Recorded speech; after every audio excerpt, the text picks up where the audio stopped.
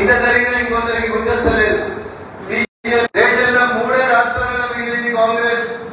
తెలంగాణ, కర్ణాటక, హర్యానా 3 రాష్ట్రాలలో మిగిలింది.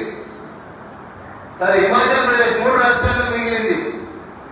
మనం గతంలో పురాణాలలో చదివినప్పుడు ఒక కథ వింటాం. వామనుడు నాకు ఏం కావాలని అడిగితే 3 అడుగుల జాగా కావాలని అడుగుతాడు. వామనుడు కోరుకున్నట్టు 3 అడుగులు నరేంద్ర మోడీ గారు గట్టి గెలిస్తే తెలంగాణ, కర్ణాటక, హిమాచల్ ప్రదేశ్ 3 కూడా కాంగ్రెస్ కథమైందని ఇంతలో పేరు తీసుకోవడం ఉంది. కానీ వాళ్ళ నాయకుడికి ఆయనకు మధ్య ఏదో గ్యాప్ వచ్చిందని, ఈయన ముఖ్యమంత్రి మీద ఇంకో సూపర్వైజర్ పంపించిందని ఆడికి పోయి వాళ్ళ పార్టీ మీటింగ్ లో లేని మాటలు మాట్లాడాడు. ఇదే లేతే ఏదంటే చేయగలుగుతానని తుపాకీ రామని మాటలు చెప్పొచ్చి బీజేపీని తెలంగాణలోకి రానియరా? అయ్యా రేవంత్ రెడ్డి, ఈ దేశంలో 1980లో భారతీయ జనతా పార్టీ పుట్టిన తర్వాత మొట్టమొదట జరిగినటువంటి 1984 ఎన్నికలలో ఈ దేశంలో 2 ఎంపీలు గెలిస్తే 1 ఎంపీ తెలంగాణ గడ్డ మీద గెలిచిండు. అది హనుమకొండ నుంచి గౌరవనీయులు కీర్తిశేషులు జంగారెడ్డి గారు గెలిచారు. నువ్వు నేను రాజకీయాలకి రాకంటే ముందు ఒక నువ్వే కాదు రేవంత్ రెడ్డి గారు, దేశంలోని అన్ని నక్సల్స్ గ్రూపులు కాషాయం జెండా కింద పెడతావా సస్తవా అని అడిగితే యూనివర్సిటీ క్యాంపస్ నుంచి మొదలుకుంటే గ్రామ పంచాయతీల వరకు ఇల్లు వేధిస్తామని బెదిరిస్తే కూడా ఈ కాషాయం జెండా వదలం, కాషాయం జెండా కోసమే పనిచేస్తామని చెప్పిన వేలాది మంది కార్యకర్తల త్యాగాల ఫలితంగా ఏర్పడినటువంటి పార్టీ భారతీయ జనతా పార్టీ. నువ్వు ఏదో 2 మాటలు మాట్లాడి మీ నాయకుడిని గొప్ప మంది పోదలో ఉండదనుకున్నటువంటి పదవులని కాపాడుకునేందుకు ప్రయత్నం చేస్తే మాకేం ఇబ్బంది లేదు. నువ్వు బతుకుదని కోరుకోవడంలో తప్పు లేదు. కానీ నీ బతుకుదల కోసం పక్కనున్న తప్ప చేయాలని మాట్లాడితే అది ఎవరైనా భారతీయ జనతా పార్టీ నాయకులు, కార్యకర్తలు బరాబరి ఈట్గా జవాబు ఎంత చెప్తారు? ఆడికి ఇవ్వడాలి, గట్టిగా చెప్పు. ఈట్గా జవాబు ఇటు లేదన్నా భోజనం మంచి భోజనం ఉంది, గట్టిగా చెప్తారు. ఈట్గా జవాబు అరణ్యంలోకి అందరం లేదు, గుర్తుపెట్టు. ఎవరైతే ఎంత స్లోగన్స్ అంటలేరో వాళ్ళకి అందరం దొరుకుతాయి.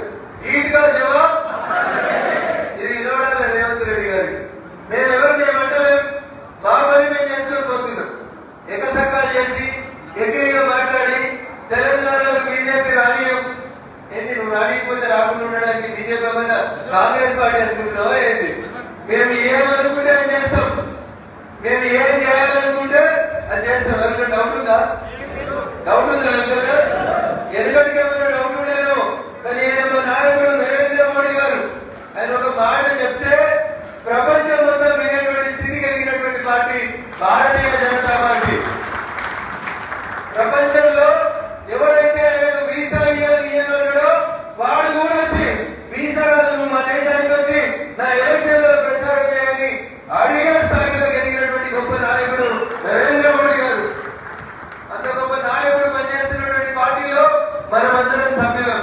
అందుకని మనతో ఎవరైనా కొట్లాడాలన్నా ఎవరితో మాట్లాడాలంటే మన మీద ఎవరైనా మాట్లాడాలని కానీ ఒళ్ళు దగ్గర పెట్టుకుని మాట్లాడాలని చెప్పి ఈ సందర్భంగా చాలా స్పష్టంగా చెప్పదలుచుకున్నాం. నరేంద్ర మోడీ గారు ఆర్టికల్ 317 రద్దు చేస్తారని పేపర్లలో వార్తలు వస్తున్నప్పుడు ఆ జమ్మూ కాశ్మీర్ ఒక ఆయన ఉంటాడు, ముసలైన ఫారూక్ అబ్దుల్లా అప్పుడు ఒకప్పుడు ముఖ్యమంత్రి చేసి ఆయన చెప్పాడు, क्या तमाशा कर रहे हैं, एक मोदी नहीं 100 मोदी आए तो भी आर्टिकल 370 को रद्द नहीं कर सकता है. రద్దయిందా? ఆర్టికల్ 370 రద్దయిందా? ఎంతమంది ఉన్నారు మోడీలు?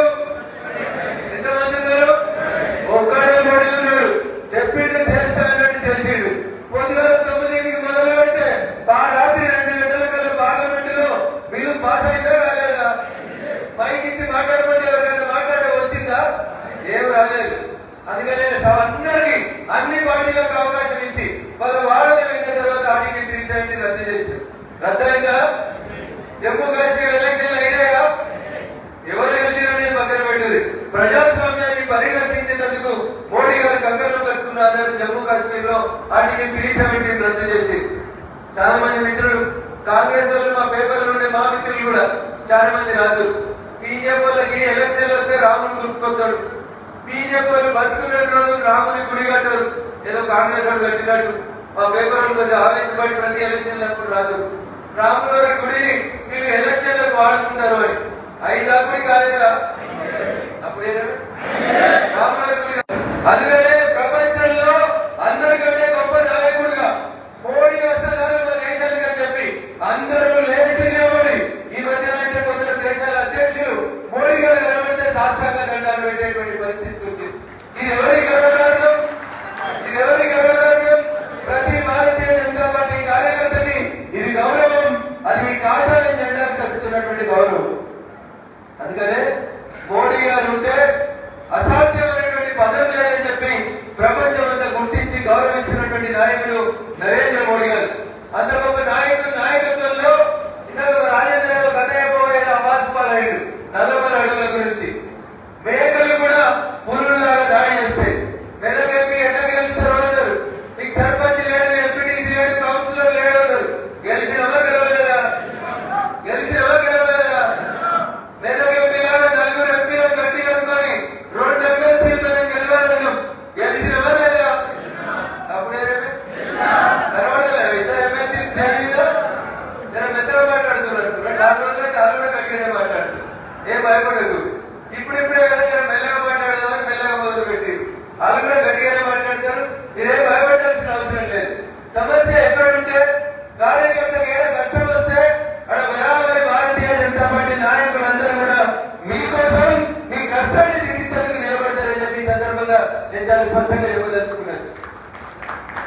ఇంతకాలం నా ఎలక్షన్ల కాడి నుంచి మొదలుకుంటే మొన్నటి ఎమ్మెల్సీ ఎలక్షన్ల దాకా మేము ఏం చెప్తే 25 ప్రభార్ అంటే 25 ప్రభార్ అంటారు, కలువమంటే కలిసిరు, దండం పెట్టమంటే దండం పెట్టిరు, భోజనాలు పెట్టమంటే భోజనాలు పెట్టిరు, గెట్ టుగెదర్లు ఏర్పాటు చేయమంటే గెట్ టుగెదర్లు చేసిరు. ఒక్క కార్యకర్త కూడా గెలుస్తామంటే వారు రగందని అడగలేదు. ఎందుకంటే నన్ను గెలిపించారు కాబట్టి రగన్ ఉంటే నరేంద్ర మోడీ గారి లెక్కనే మా కష్టం తీరుతుందని నమ్మి చేసింది కాబట్టి ఈరోజు మొట్టమొదటిసారి ఇందాక వెళ్ళొచ్చారి చెప్పాడు. 2007లో శాసన మండలి పునరుద్ధరించిన నాటి నుంచి ఈ రోజు దాకా పిఆర్టీఓలు చెప్తే వేరే వాళ్ళు ఇంకా టీచర్స్ ఎమ్మెల్సీ గెలవలేదు. గెలిచిరా? గెలవలేదు. ఈసారి కూడా అనుకున్నారు మా పిఆర్టీఓ దగ్గర మస్తు పైసలు ఉన్నాయి, మస్తు కూడా గెలుస్తారు అన్నారు. కానీ బీజేపీ కార్యకర్తలు తాపస్ నాయకులు కష్టపడి ఒక జవాబు చెప్పాలనుకున్నారు. అందరికీ గుణపాఠం చెప్పినాం. మిగతా జాగ్రత్తగా 3 పిఆర్టీలు కలిస్తే ఈ గంట మీద మల్క కొమ్మయ్య గారిని తాపస్ బలపరిచి కల్పించిందని మనందరం ఒకసారి కూడా గుర్తుంచుకోవాలి. అందుకని అసాధ్యాన్ని సుసాధ్యం చేయాలంటే అది కేవలం ఒక భారతీయ జనతా పార్టీ నాయకులకి కార్యకర్తలకు మాత్రమే సాధ్యమవుతుంది. రేపు మెదక్లో జిల్లా పరిషత్ చైర్మన్, మున్సిపల్ చైర్మన్ ఏ ఊరికి పోయినా ఎవరు సర్పంచ్ కావాలంటే స్టేజ్ ముంగడ కూర్చున్నటువంటి మీరందరూ కూడా సర్పంచ్లు కావాలి. ఎప్పుడు ఎన్నికలు జరిగినా ఈ నెల సరిపడినంత మంది ప్రజాప్రతినిధులుగా గెలవాలని ఆ దిశగా ఇతర ఎమ్మెల్సీలతో పాటు నేను కూడా మీతో పాటు పనిచేస్తానని చెప్పి సందర్భంగా సవినయంగా అప్పీల్ చేస్తా ఉన్నా. ఇద్దరు ఎమ్మెల్సీల గెలుపులో టీచర్స్ ఎమ్మెల్సీగా మల్క కొమ్మయ్య గారిని, గ్రాడ్యుయేట్ ఎమ్మెల్సీగా అంజిరెడ్డి గారి గెలుపులో ఆహారం శ్రమించి ఆహార దిశలో రాత్రి పగలు లేకుండా పార్టీ ఇచ్చినటువంటి ప్రతి ఇన్స్ట్రక్షన్ ని తూచా తప్పకుండా పాటించి ఈ గెలుపులో సైన్యమైనటువంటి మీకు అందరికీ కూడా మరొకసారి నేను శిరస్సు వచ్చి నమస్సుమాన్యాన్ని తెలియజేస్తా ఉన్నా. ఇది మన పంచాయతీ. ఈ రాష్ట్రంలో వేరే పంచాయతీలు చాలా నడుస్తున్నాయి. చాలా మంది చాలా మాట్లాడుతూ ఉన్నారు. ఈ పార్టీ ఆ పార్టీ, ఈ లెక్క ఆ లెక్క. అధికారంలో ఉన్న 10 ఏళ్లు జాగల విరోధులు నిజాం షుగర్ ఫ్యాక్టరీని రేపే తెరుస్తాం, మేము అధికారంలోకి వస్తే 100 రోజుల్లో తెరుస్తాం. ఎన్ని మాటలు చెప్పారు. మంత్రుల కమిటీ అయింది, ఎమ్మెల్యేల కమిటీ అయింది. అప్పుడు 10 ఏళ్ళు ఈ రాష్ట్రాన్ని పాలించిన వాడు ఈ జిల్లా వాడు ముఖ్యమంత్రి ఉన్నాడు. కానీ నిజాం షుగర్ తెలిసిరా? తెలంగాణ నిజాం షుగర్ నడుస్తుందా? నడతలేదా? 10 ఏళ్ళు అధికారులు ఉన్నారు. ఒక 6 రోజులుగా నాకు ఎదురు లేదు నేనే చేస్తా అన్నాడు. చేసిండా? మూతవాడ నిజాం ఫ్యాక్టరీకి ఒక్కసారైనా పోయిందా? ఏం చేసిరు? ఆ మొగోళ్ళందరూ తీసుకొచ్చి పక్కన పాటించారు 10 ఏళ్ళు.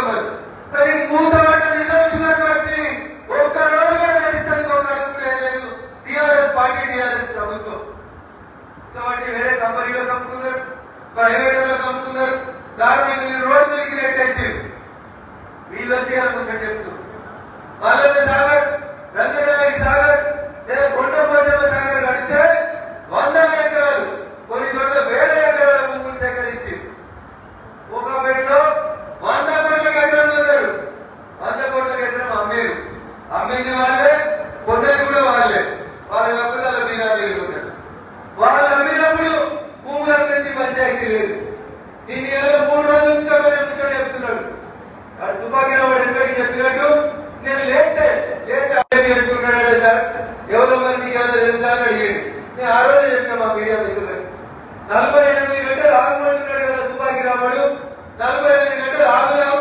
పేరు బయట పెడితే బరాబర్ వచ్చి మాట్లాడతామని చెప్పారు ఇలా కొద్దిగా ప్రెస్ మీట్ పెట్టారు మళ్ళీ ఏదో మాట్లాడారు భూములు ఎట్లా అమ్ముతారు భూములు బ్యాంకులు ఎట్లా పెడతారు లోన్లు ఎట్లా తీసుకుంటారు టీఆర్ఎస్ అధికారంలో ఉన్న 10 ఏళ్లలో అయ్యా కేటీఆర్ గారు మీరు ఒక్క భూమిని కూడా కుదరబెట్టి లోన్ తెచ్చుకోలేదా కాళేశ్వరం ప్రాజెక్ట్ కడతామని లోన్ తీసుకురాలేదా మిషన్ భగీరథ పథకమని లోన్ తీసుకురాలేదా మిషన్ భగీరథ నీళ్ళు ఇచ్చి ఇంటింటికి వెళ్ళి పైసలు కడతామని ఆంధ్ర బ్యాంకు చేసిన అగ్రిమెంట్ చెప్పలేదా ఇవన్నీ మర్చిపోయాక కేంద్ర ప్రభుత్వం కాంగ్రెస్ రెండు కలిసి 10,000 కోట్లు లోన్లు ఇచ్చినాయని మాట్లాడుతున్నారు దీని వెనకాల సంబంధం ఉందంట కాంగ్రెస్ కి బీజేపీకి కేటీఆర్ గారు నేను నిన్ను అడుగుతున్నా మీరు మీ నాన్న గవర్నర్ చంద్రశేఖరరావు గారు ముఖ్యమంత్రి ఉన్న 10 ఏళ్లలో మీరు ₹1 అప్పు చేయలేదా కేంద్రంలో నరేంద్ర మోడీ గారి ప్రభుత్వం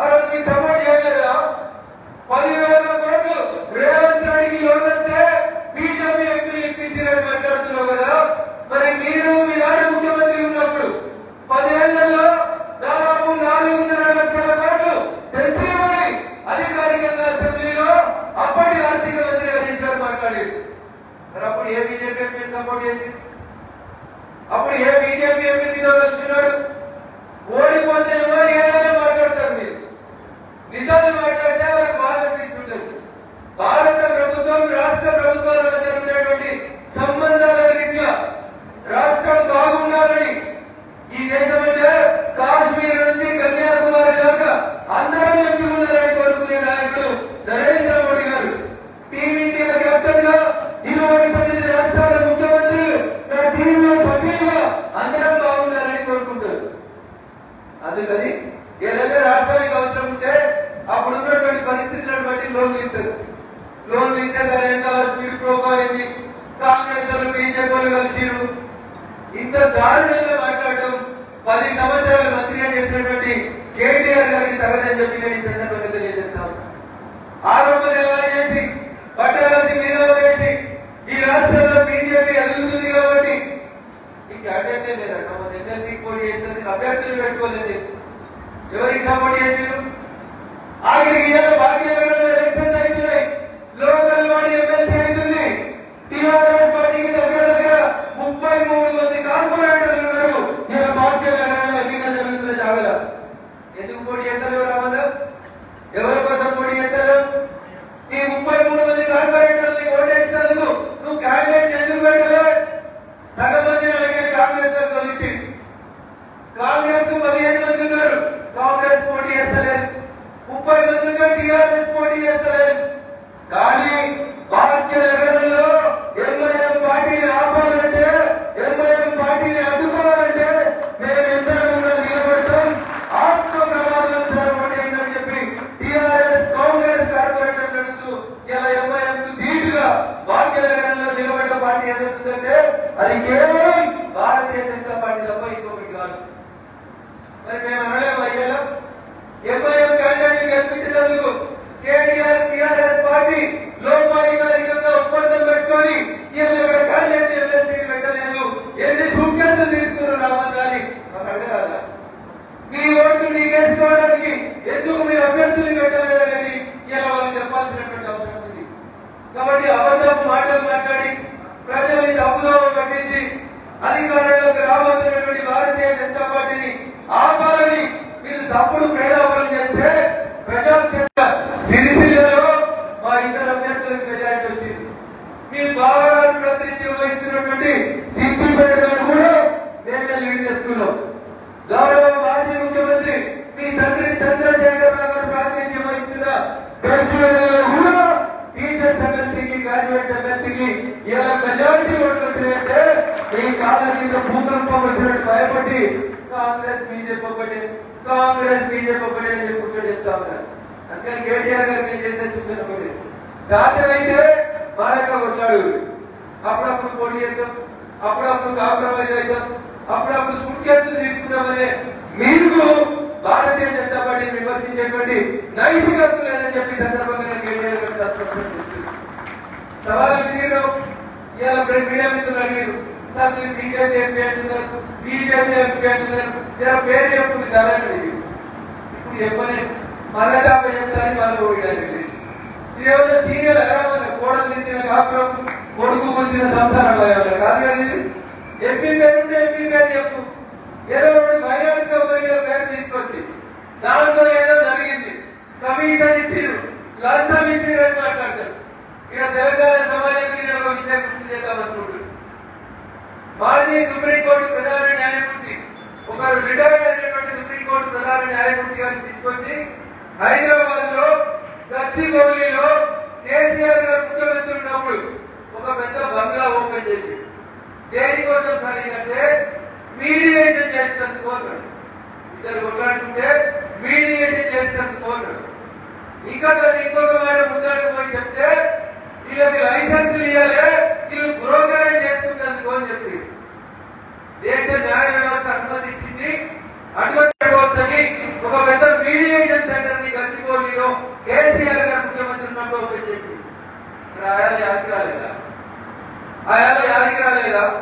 బ్యాంకులు లోన్ చేసే ప్రొసీజర్ తెలియదా? లేకపోతే బ్యాంకులు వన్ టైం సెటిల్మెంట్ చేసుకునే ప్రొసీజర్ తెలియదా? ఏదో కొండలు ఎన్నికలు పట్టినట్టు మేమే ఏదో చేస్తా ఉన్నాం, మేమే కాంగ్రెస్ వ్యతిరేకంగా కొట్లాడుతున్నామని చేసేటువంటి ఓ కుటీర ప్రయత్నంలో భారతీయ జనతా పార్టీ మీద దుబ్బెత్తాలని అనుకుంటే అయ్యా కేటీఆర్ గారు అది మీ నాన్నతోనే సాధ్యం కాలేదు, నీతోటి అంతకంటే కాదని చెప్పి సందర్భంగా మేము నిజానికి ఉన్నాం. మా 12 ఏళ్ల పాలనలో నరేంద్ర మోడీ గారి నాయకత్వంలో ఒక్కటంటే ఒక చోట అవినీతికి ఆస్కారం లేకుండా సబ్కా సాత్ సబ్కా వికాస్ సబ్కా విశ్వాస్ అని ఆఖరికి మొన్నటి పార్లమెంట్ సెషన్ లో మీరందరూ ఒకటి, టిఆర్ఎస్ కాంగ్రెస్ ఎంఐఎం మీరందరూ ఒకటి వక్ఫ్ బిల్లుకు అనుకూలంగా ఓటేస్తే కూడా ఈ దేశ ప్రజల ఆకాంక్ష వక్ఫ్ బిల్లు రావాలనుకున్నాం, వచ్చినాం. వక్ఫ్ బిల్లు పాస్ చేసినటువంటి కూడా భారతీయ జనతా పార్టీ నీకు చాదరైతే కేటీఆర్ గారు, నీకు చాదరైతే హరీష్ రావు గారు జహీరాబాద్ కాడికి పోదాం. యాదకుండాలి నువ్వు మంత్రి ఉన్నప్పుడు జహీరాబాద్ దగ్గర 5 మండలాలలో జహీరాబాద్ మున్సిపాలిటీలో సుమారు 13,000 ఎకరాల వక్ఫ్ భూముల్ని డిక్లేర్ చేస్తే ఆ మండలాల్లో ఉన్నటువంటి రైతులు అనేక మంది మైనారిటీ సోదరులు ఇలా మాకు ఫోన్ చేసి చెప్తున్నారు, జగన్ వక్ఫ్ చట్టాన్ని రద్దు చేసి మా భూముల్ని కాపాడేరు, నువ్వు జహీరాబాద్ ఒకసారి వచ్చిపోరాకని అడుగుతున్నావు. జహీరాబాద్ నియోజకవర్గ ఓటర్ మహాశయులు నేను ఎప్పుడు చేసినా ఏ పని చేసినా ట్రిపుల్ తలాక్ రద్దు చేసినా వక్ఫ్ చట్టాన్ని రద్దు చేసినా సుప్రీంకోర్టు ఆదేశాల మేరకు రామ మందిరం కట్టినా ప్రతి స్వయం సేవకుని కదా ఈ దేశంలో ఒకటే రాజ్యాంగం, ఒకటే ప్రధానమంత్రి, ఒకటే జెండా ఉండాలని ఆర్టికల్ 317 రద్దు చేయకుండా చేసింది భారతీయ జనతా పార్టీ. రేపు ఈ దేశంలో అన్ని మతాలు, అన్ని కులాలు, అన్ని వర్గాలకి ఒకటే చట్టం ఉండాలి. కామన్ సివిల్ కోడ్ కూడా తెచ్చేది భారతీయ జనతా పార్టీ, అమలు చేసేది నరేంద్ర మోడీ గారి నాయకత్వం తప్ప కాదు. అందుకని అది రేవంత్ రెడ్డి చేసిన, కేటీఆర్ చేసిన కాషాయ జెండా చూసి భయపడకుంది.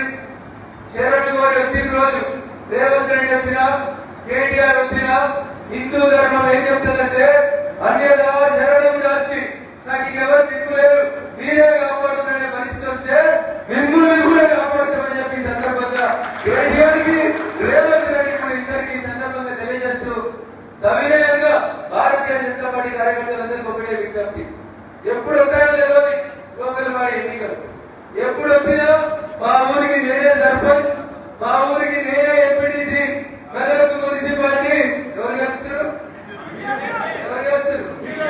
మేమే గెలుస్తున్నామని చెప్పి అక్కడ కౌన్సిలర్లు ఎంపీటీసీగా ప్రిపేర్ కావాలని మిమ్మల్ని గెలిపించే బాధ్యత మళ్ళొకసారి చెప్తున్నాం. వేదిక మీద ఉన్నటువంటి గౌరవ ఇద్దరు శాసన మండలి సభ్యులతో పాటు నేను కూడా తీసుకుంటాను.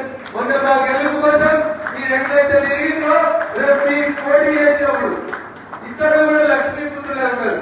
కాబట్టి రగత భగవత్సుడు రగత ఇద్దరు ఏమైనా అనుకున్నా కానీ నేను అడిగినట్టు ఇటు ఎడమవాడు గుడి రెండు కూడా గుడి మంచి బందోబస్తు మైకులు నడుస్తున్నాయి కాబట్టి ఇంతకంటే ఎక్కువ. కాబట్టి మీ గెలుపు కోసం మీ కష్టం వచ్చినప్పుడు ముగ్గురం కూడా త్రిమూర్తులాగా నిలబడతామని